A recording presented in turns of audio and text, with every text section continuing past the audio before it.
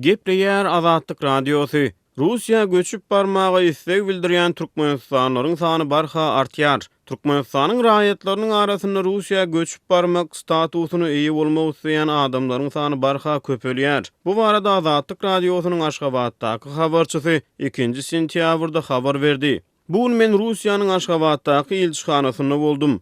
Ol ýerde 300-den gowrak adam üýüşipdir diýip habar çaýtdy. Onuň maglumatlaryna görä elçixananyň öňünden owata garaşýan adamlaryň aglaba bölegi Russiýa hemişelik göçüp barmak boýunça Rus elçixanasynyň Türkmenistan raýatlary hödürleýän programmasynyň peýdalanmagy isleýär. Garaşýan adamlaryň köpüsi Daşud we Lewap vilayatlarynyň ýaşaýjylary diýip habarçy sözüne goşdy. Onuň maglumatlaryna görä ozorlar Rus elçixanasynyň hödürleýän bu programmasynyň peýdalanmagy esasan Rus dilli türkmenistanlylar istek bildiren bolsa, inni esasy kontingent türkmenler diýip habar çaýtdy. Habarçy bu programma istek bildirýänleriň häzirki wagtda dokument resmileşdirmekde kynçylyklara duçar bolýanyny aýdýar. Olar dokumentlerini resmileşdirip bilmeýärler. Sebäbi köplenç türkmen döwlet idaralarynyň berilýän dokumentler ýetersiz bolýar diýip habar çaýtdy. Türkmen häkimiýetleri raýatlara zerur bolan resminamалary çykarmak işlerini gijikdirýärler ýa-da asla bu dokumentleri bermeýärler diýip habarçy maglumatyň üstüne getirdi.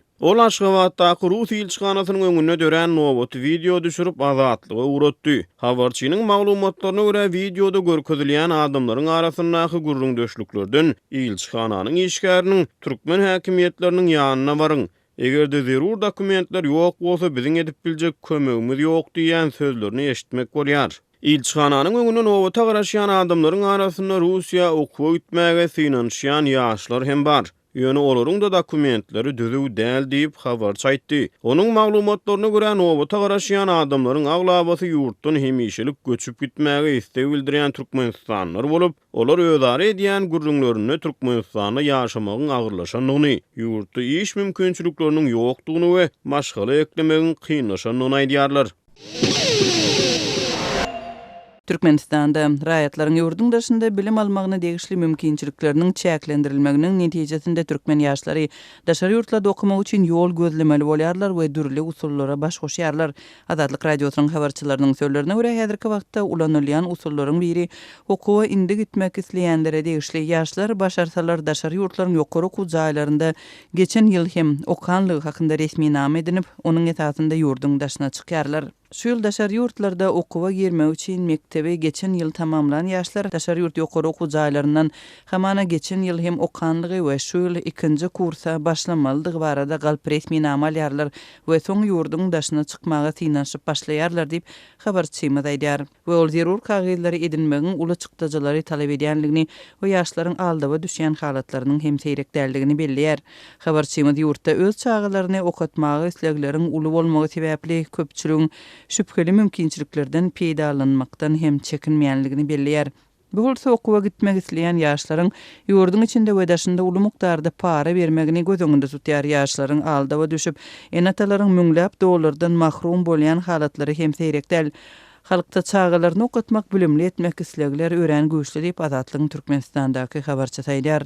Türkmenistanda 21 sany ýokary okuw jaý bar. Olar her ýyl 8000 çemeti okuwçy kabul edýärler. Ýurdun orta mekdeplerini tamamlaýanlaryň sany bolsa 100 000 golay. Şeýle ýagdaýda türkmen ýaşlary bilimli bolmak üçin ýurdun daşynda mümkinçilik gözlemeli bolýarlar. Habarçylarymyzyň we çeşmelerimiziň sözlerine görä Türkmenistanda ýokary okuw jaýlaryna girmek üçin paranyň möçberi 80 000 Amerikan dollaryna ýetip bilýär. Ýurdun öz içinde ýokary okuw jaýlary adlyk edýär. Şol sebäpli iň pes bahaly okuw 400 000 manat paradan başlanýar diýip habarçymyz aýdýar. Türkmenistanly ýaşlar ýurdun daşynda bilim almakda ýyllar boýy kynçylyk çekärler. Türkmenistanyň raýatlarynyň ýurtdan çykmagy migrasiýon düzgünleri bilen hem çäklendirilýär. Milli banklaryň valyuta çalyşygyna, studentleriň bank kartlaryndaky puldan peýdalanmagyna girdilýän gadagançylyk hem ýaşlaryň okuw döwründe pulsuz galmagyna sebäp bolýar. Üstesine Türkmenistanyň Bilim Ministrliginiň aprel aýynda karar edilen daşary ýurt okuw jaýlarynyň çap eden resmi sanawy türkmen ýaşlarynyň bilimli bolmagy üçin daşary ýurtlaryň ýokary okuw jaýlaryny saýlamak hukugyny hem çäklendirdi.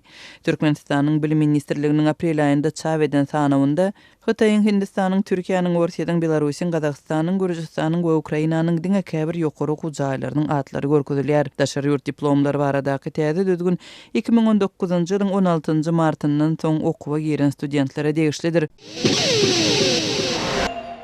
Pakistan, Türkmenistan, Awganistan, Pakistan, Hindistan gazy geçirjisiniň çekiljek uğrunun barlyk işlerine gatnaşýan kampaniýaga garşy derňe ýyşy gozgolýar. Pakistanyň medpugaty Türkmenistan, Awganistan, Pakistan, Hindistan gazy geçirjisiniň Pakistanyň Hindistany çenli çekilmeli böleginiň barlyk işlerine düýpli kanun bozulmalary ýol berilendigini habar berýär. 2 sentýabrda Pakistanyň The Express Tribune neşri top gazy geçirjisiniň Pakistanyň Multan regionunun Hindistanyň serhedine çenli çekilmeli 200 kilometrlik böleginiň lidar barlyk işlerine düýpli kanun bozulmalary ýol berilendigini habar berdi. Neşriň maglumatyna görä gazy geçirjiginiň agdalýan böleginiň çekilmeli uğrunu barlamak işlerini öz üstüne alan Hybrid Aviation Private Limited kompaniýasy degişli idaralardan öňünden ruhsat almazdan iş geçiripdir. Hökümet bu mesele bilen bagly derňe işini gozlamak kararyna geldi diýip The Express Tribune ýazýar. Maglumata görä barlyk işlerini geçiren kompaniýa hiç ýeri hukuk bozulmalary ýol berilmändigini, yerine yetirilen işler bilen bagly düzgünleriň dolu berjaý edilendigini aýdýar. Türkmenistanyň hökümete ýakyn habarlar çap edýän business.com.com habar saýty Transmilli taslamanyň Pakistanyň geçýän böleginiň gurulşyna 2019-njy ýylyň oktýabr aýyna başlanjakdygyny habar berdi. Ondan ozal iýun aýyna Pakistanyň Dinni Ýüz neşri taslamanyň Pakistanyň geçýän böleginiň gurulşyna badalgy berilmezden ozal Pakistanyň Türkmenistanyň gazyň bahasyna täzeden seredilmegini soraýanlygyny habar berdi. Pakistan topky maslahatlaşma üçin şu ýylyň maý aýyna Aşgabatda delegasiýa ýiberdi. Onun ideýany Neftagaz Nokotru Türkmen Pakistan wekiliýetleriniň awgust aýyna ýene-de bir gezek Aşgabatda duşup topky maslahat edýänligini habar berdi. Topkun Pakistanyň geçýän böleginiň barlyk işleri bilen bagly Pakistana ýol berilendigi aýdylýan kanun bozulmalar iki ýurdun wekiliýetleriniň taslama boýunça edýän ýygyderli maslahatlarynyň ýygynyna gabat gelýär.